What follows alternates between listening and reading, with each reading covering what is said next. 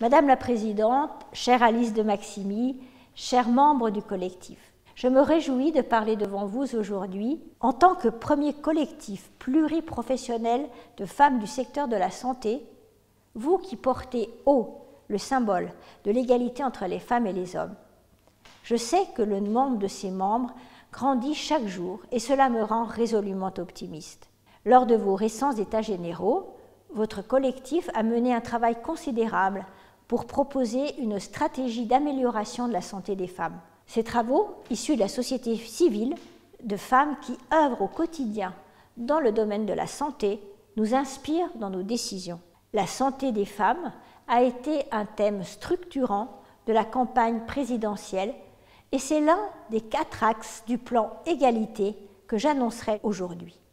Ce plan est d'ailleurs, entre autres, le fruit d'échanges nourris et constructifs avec votre collectif, ainsi que du travail de plusieurs ministères, dont celui de mes collègues François Braun et Agnès Firmin-Lobodo. Trop longtemps, la santé des femmes a été réduite à la sphère gynécologique et reproductive, tandis que tant d'autres paramètres doivent être pris en compte.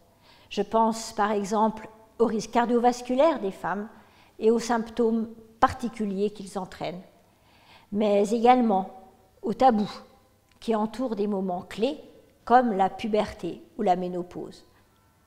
La santé des femmes est un levier majeur des réductions des inégalités entre les femmes et les hommes. Ces inégalités, vous le savez, sont mon combat quotidien.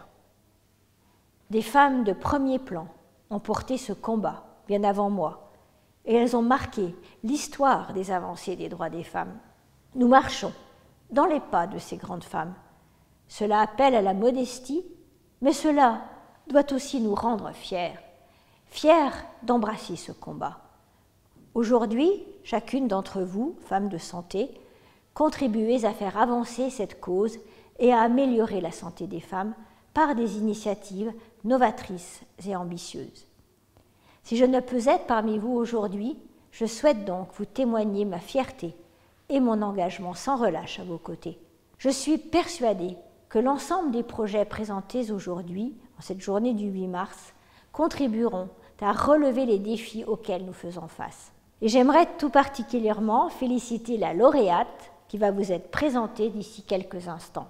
Je vous remercie de m'avoir écouté, mais surtout parce qu'en tant que professionnel du monde de la santé, vous êtes un pilier de notre société.